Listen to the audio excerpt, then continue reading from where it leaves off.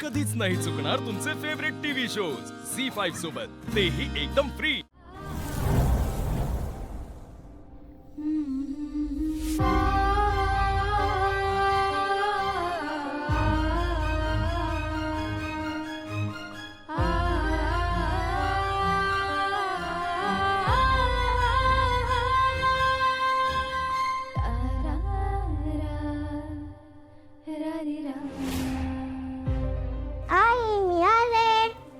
आली माझी वेदा.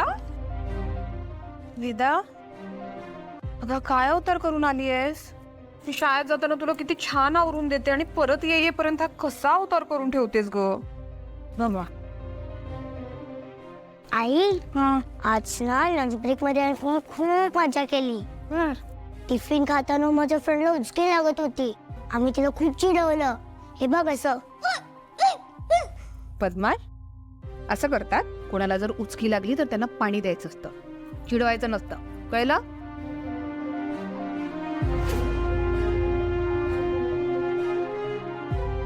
हा कसला डाग पडलास तू शर्टवर? तो टिफिनचा. टिफिन खाताना दंगा केला तर हेच होणार आहे ना? वेदा तुला माहिती आहे ना, मला नाही आवडत असा शर्टवर डाग पडलेला. सॉरी. काही सॉरी बिरी नाही. आता तुझे सगळे कपडे ना तुला धुवायला लागणार आहे. आई सॉरी. नाही नाही बघशील आता तुला अशी शिक्षाच देणार आहे. सॉरी. शिक्षा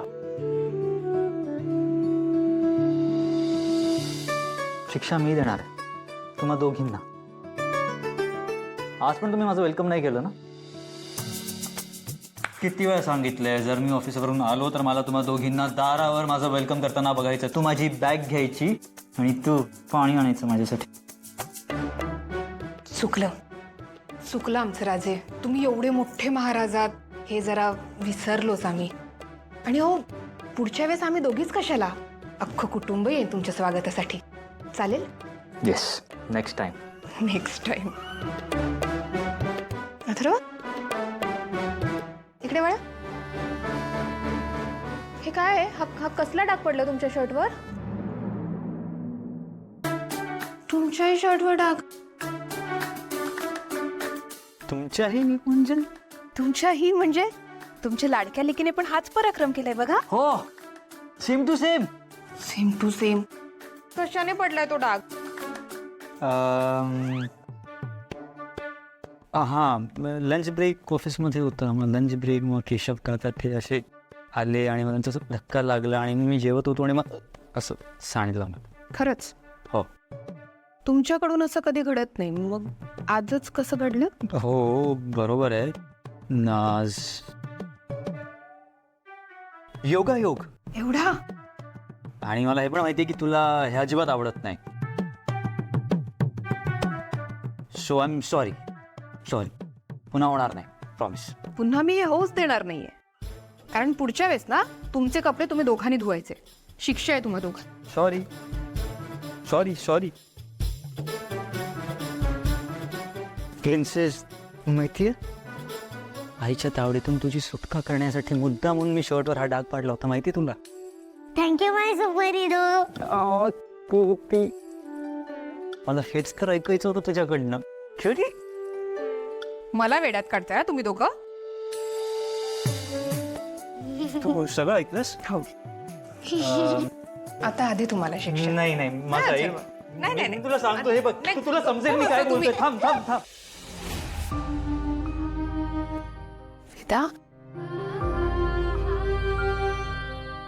वेदा बाळा, असं नाही निघणार तो डाग. थांब, मी देते तुला काढून.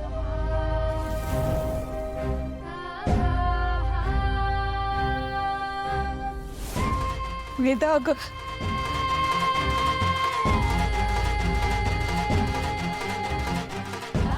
I'm sorry.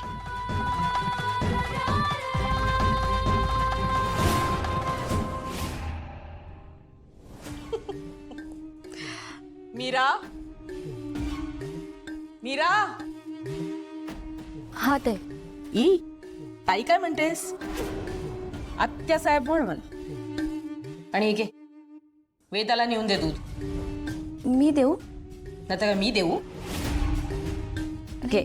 मी दिलं तर चालेल ना तिला? आता ते दिल्याशिवाय कसं कळणार? दे. काय जा की आता. यात गूळ घालू? कशाला? गूळ आणि जायफळ घातलं तर शांत झोप लागते. गूळ नसेल तर साखर पण चालेल. घालू का?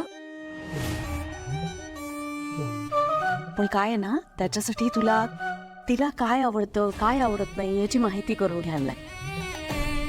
तू एक काम कर, हे दूध घेऊन जा, तिला हे दूध दे, हा, तिच्याशी ओळख वाढव, आणि मग नंतर तुला कळतील ना तिच्या आवडी निवडी. मग कर काय हवं ते, मग सोन्याहून पिवळं. बरं, मी वेदाला दूध देऊन येते. जा जा लवकर जा.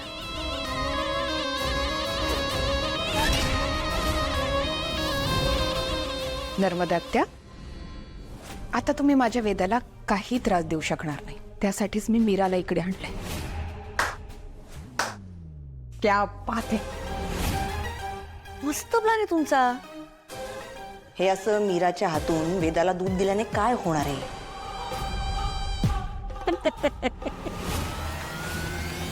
व्हॉट? मला वाटलं होतं खूप हुशार आहेस तू. नाही म्हणजे आहेस तशी, पण ह्या बाबतीत नाही. व्हॉट डू यू मीन? तुला काय वाटलं मी मीराच्या हातून फक्त दूध दिलं? मी त्या दुधात असा औषध टाकलाय ज्यामुळे ते वेदाच्या पोटात गेल्यानंतर ती आजारी पडणार आहे. रात्रभर तिला उलट्या होणार आहेत आणि तिला हॉस्पिटलमध्ये ऍडमिट करावं लागणार. आणि मग हे कळल्यानंतर मीराची या घरातून हकालपट्टी. My god. Okay, I am really sorry. मी तुम्हाला खरंच अंडर एस्टिमेट केलेलं आहे. This is brilliant. अगं ठीक आहे ग, बड़े बड़े घरों में ऐसे छोटी छोटी बातें होती रहती हैं. हाँ, you are god damn brilliant. Thanks. Veda,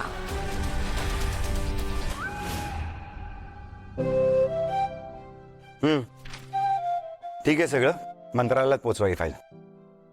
हो हो दादा सर, मी स्वतः घेऊन जातो. ए मीरा, इकडे.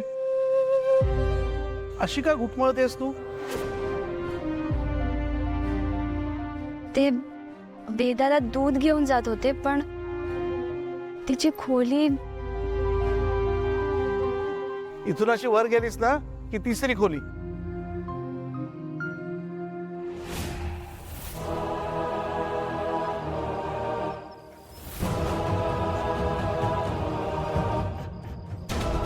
बडी, हे बघ, तुला एक महत्वाचं काम करायचंय. आपल्या घरात जी एक नवीन मुलगी आली आहे, मीराताई, ती आपल्या वेदासाठी दूध घेऊन चालली आहे. काहीही झालं तरी ते दूध वेदापर्यंत पोचता कामा नये. तुला काहीतरी करावं लागेल बडी.